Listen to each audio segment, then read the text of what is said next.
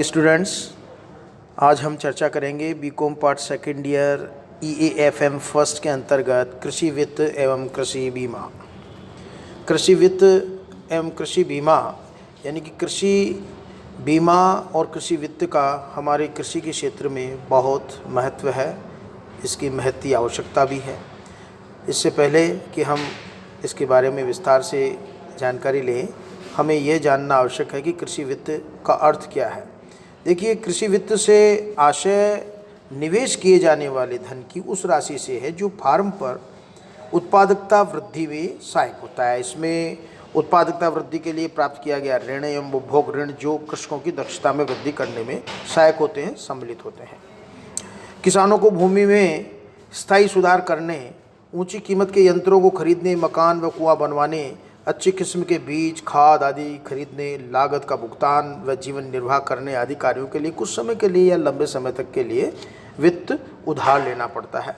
उसे ही हम कृषि वित्त की श्रेणी में रखते हैं। कृषि वित्त के प्रकार। कृषि वित्त यानी भारत में कृषि वित्त आपके इनके कार्यों के लिए समयानुसार 3 प्रकार के ऋणों की आवश्यकता होती है, जिनका उल्लेख निम्न प्रकार से किया जा सकता है। यानी कि 3 प्रकार के कृषि वित्त प्रदान किए जाते हैं। जैसे नंबर 1, अल्पकालीन ऋण। अल्पकालीन ऋण, जैसा आप जानते हैं, जो कृषकों की मौसमी आवश्यकताओं को पूरा करने के लिए दिया जाता है। अल्पकालीन का ऋण फार्म पर बीज, कीटनाशक दवाइयाँ आदि क्रय करने, श्रमिकों की मजदूरी का भुगतान करने, भूमि का लगान जमा कराने, पशुओं के लिए चारा व दाना खरीदने आदि कार्यों के लिए दिया जाता है। इस तरह से मध्यमकालीन ऋण कृषकों को फार्म पर औजार, बैल व दुधारू पशु खरीदने के लिए, कुएं गहरे करने, भूमि सुधार करने, कुओं पर मोटर लगाने, बाड़ लगाने आदि कार्यों के लिए स्वीकृत किया जाते हैं। और मध्यमकालीन ऋण की भुगतान जो अवधि है वो 5 वर्ष होती है।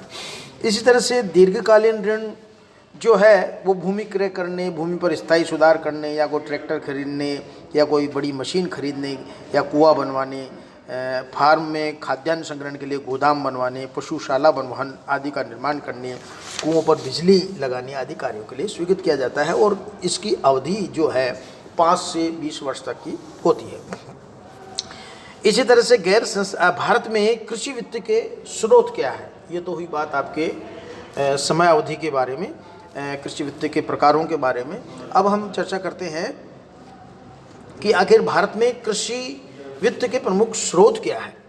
देखिए, भारत में कृषि वित्त की व्यवस्था करने वाले स्रोतों को 3 भागों में हमने विभाजित किया है।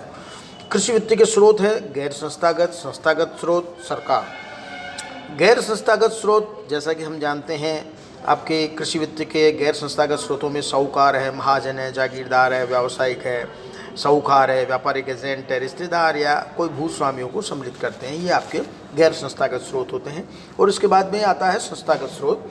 जो कृषि वित्त के जो संस्थागत स्रोत हैं, उसमें कृषि वित्त के संस्थागत स्रोतों में रिजर्व बैंक, स्टेट बैंक, व्यापारिक बैंक, सहकारी बैंक, भूमि विकास बैंक, क्षेत्रीय ग्रामीण बैंक, नाबार्ड आदि को सम्मिलित हम करते हैं। तो इस तरह से ये आपके कृषि वित्त के संस्थागत स्रोत हैं। Reserve bank of India. Reserve bank कृषकों को कोई प्रत्यक्ष वित्तीय सहायता प्रदान नहीं करता है। यह राज्य सहकारी बैंकों के माध्यम से कृषकों को वित्तीय सहायता प्रदान करता है। राज्य सहकारी बैंक, केंद्रीय सहकारी बैंकों व प्राथमिक सहकारी समितियों के माध्यम से किसानों को ऋण देते हैं। यह कृषि संबंधी 3 प्रकार के ऋणों की आवश्यकता पूरी करता है। वर्तमान में रिजर्व बैंक ने कृषि वित्त का सारा भार नाबार्ड को सौंप दिया है। इस तरह से स्टेट बैंक ऑफ इंडिया है, ये भी आपका एक महत्वपूर्ण संस्थागत स्रोत है। भारतीय स्टेट बैंक की स्थापना 1 जुलाई 1955 को हुई है, यानी कि पुरानी इंपीरियल बैंक ऑफ इंडिया का राष्ट्रीयकरण की गई है। और ये भी आपके कृषि वित्त उपलब्ध करवाने के संबंध में ये बैंक भी अग्रलिखित सुविधाएं प्रदान करता है। जैसा कि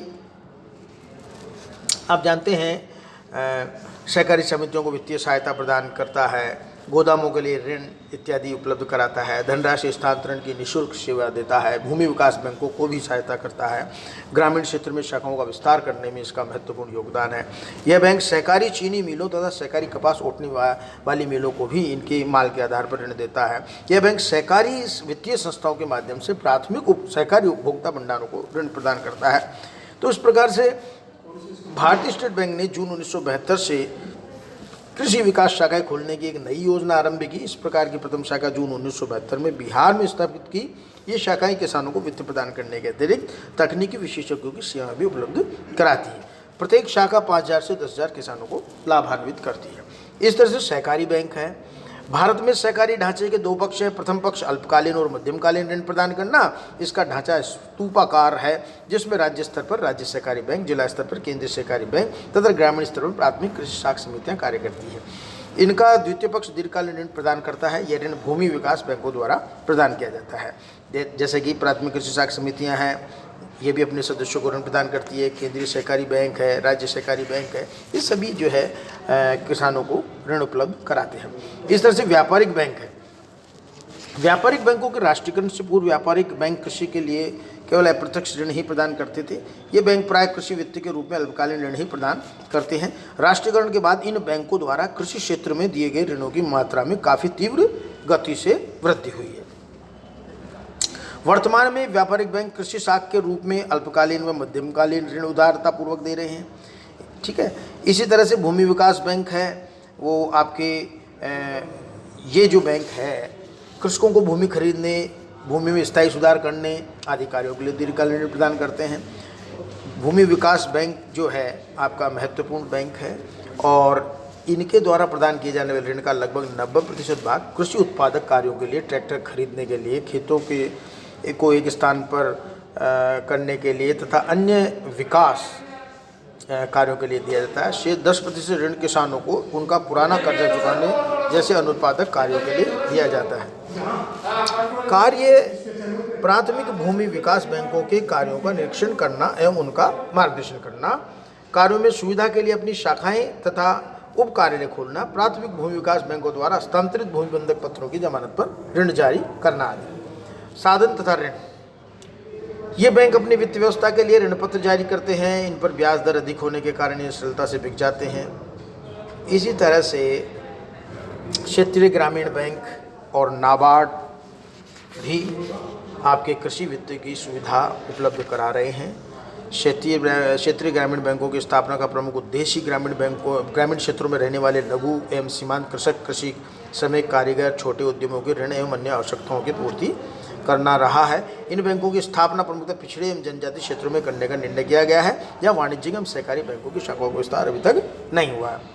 तो इस तरह से नाबार्ड जो कि 1982 में 12 जुलाई 1982 में राष्ट्रीय कृषि एवं ग्रामीण विकास बैंक नाबार्ड की स्थापना इसी उद्देश्य से की गई है। और नाबार्ड जो है आपके वित्तीय जो सहायता देता है वो आपके ग्रामीण क्षेत्रों में कार्यरत वित्तीय संस्थाओं को ऋण उपलब्ध कराकर कृषि वित्त की पूर्ति करने में सहयोग करता है आपका नाबार्ड। Thank you.